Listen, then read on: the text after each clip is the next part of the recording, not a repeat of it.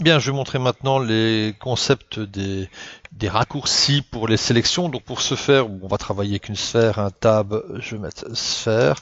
Voici la sphère, je vais faire double-clic et je vais demander à ce qu'elle soit un polymesh. Pour sélectionner, on appuie sur S, on voit que le bouton sélection est actif. Et lorsque vous voulez sélectionner, si vous appuyez sur 1, vous êtes comme ça en mode de la sélection de l'entité globale. 2, vous êtes en mode composant point. En 3, vous êtes en mode segment. Pour ceux, on va prendre des segments à la volée pour bien voir que ce sont les segments qui sont sélectionnables.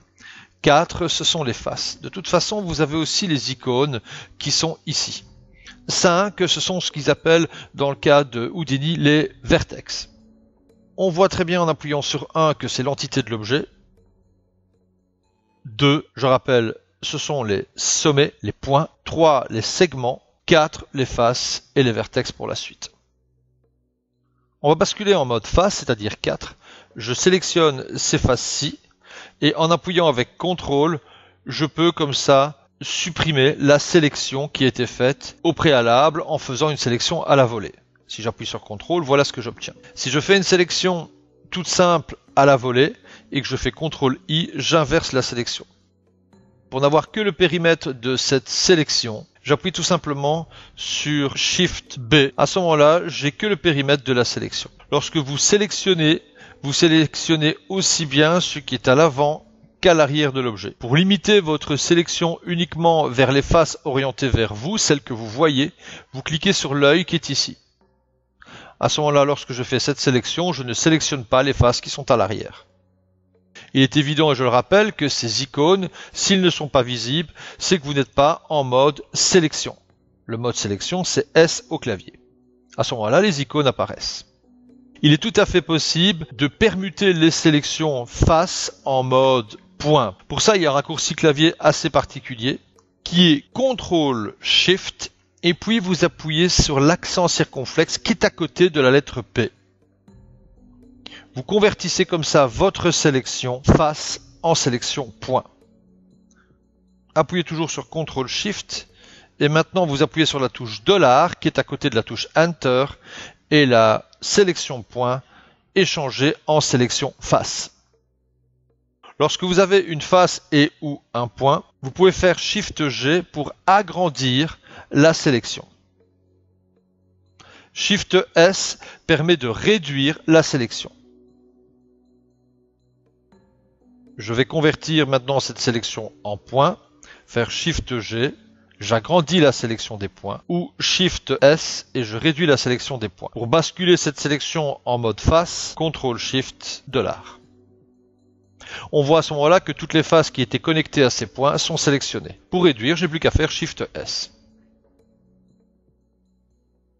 Alors je vais enlever la grille, je suis en mode sélection, je clique sur l'œil pour ne prendre que les faces qui sont à l'avant, orientées vers moi.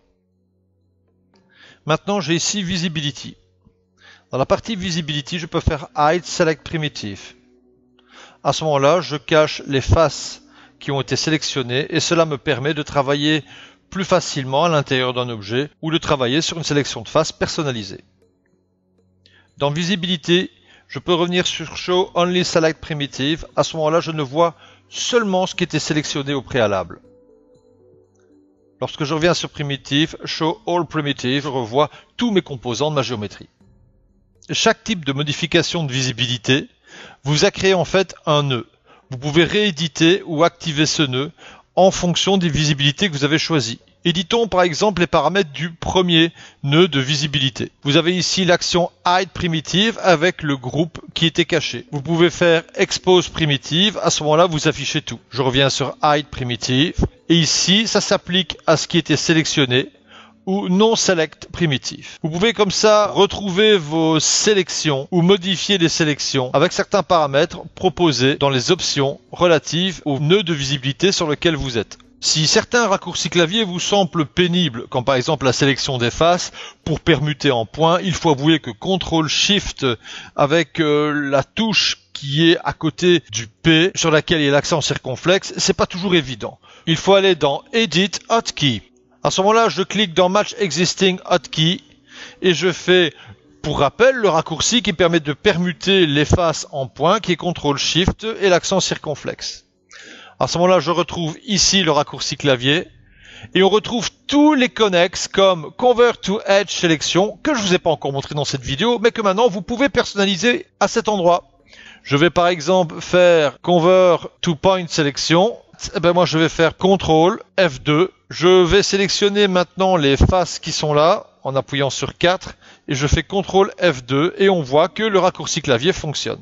Et pour réinitialiser, par défaut, on clique tout simplement sur Reset All Hotkey.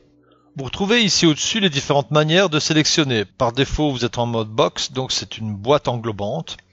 Alors il faut savoir que quand vous basculez sur des faces ou sur des points en utilisant les raccourcis clavier respectifs 4 et 2 sur le clavier numérique, c'est parfois plus intéressant pour mieux comprendre. Là je vais basculer en mode lasso, donc on voit que le lasso englobe comme ça des points. Le mode brosse, ça me permet de peindre.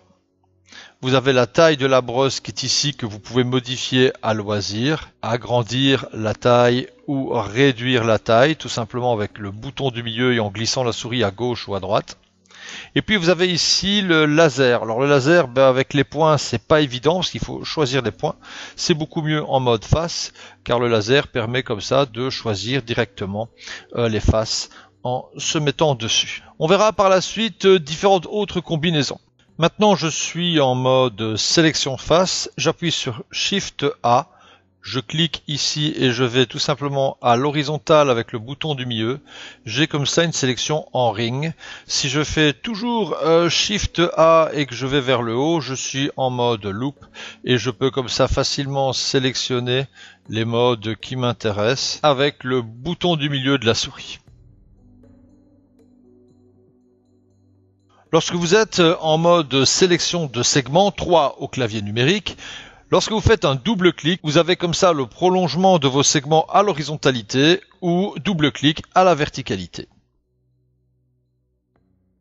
Ici, je suis en mode sélection de segments. Alors j'aimerais par exemple prendre ce segment et continuer, mais en fonction de la topologie de la forme. Je fais Shift A et je continue. Et je maintiens comme ça Shift A sur le clavier pour avoir une continuité de la topologie. Voilà, donc en fait c'est relativement simple pour obtenir comme ça une sélection par rapport à la topologie. Par exemple, si je prends celui-ci et que je veux les parallèles dans la continuité, donc je suis toujours sur Shift A et je descends. Et tous ceux que je vais rencontrer en sélectionnant de cette manière, ils vont être sélectionnés. Alors on a une variante avec Shift A qui est le bouton du milieu qui permet d'avoir un prolongement de la sélection à l'horizontalité ou à la verticalité. Une petite mise en pratique maintenant. Je suis en mode sélection face. Si je sélectionne avec Shift, je peux choisir comme ça et ajouter à ma sélection des composants, dans ce cas-ci des faces. Si j'appuie sur A, je peux sélectionner en mode linéaire pour avoir le prolongement comme ça des faces. Mais évidemment, je ne cumule pas la sélection. Bilan, Shift A me permet tout simplement de cumuler la sélection et de sélectionner très rapidement une succession de faces en fonction des directions données par ma sélection avec ma souris. Pour notre autre exemple par la pratique, je suis passé en mode segment. Pour rappel, double-clic sur un segment, je sélectionne comme ça tout le prolongement. Si je fais A, je peux avoir une succession de segments en fonction de mon déplacement de souris. Si je fais Shift et A et que je fais double-clic avec le bouton du milieu, je peux de cette manière choisir différents loops et dans ce cas-ci, les loops seront parallèles et concentriques. Voilà pour une petite approche des modes de sélection basiques dans Houdini. À bientôt!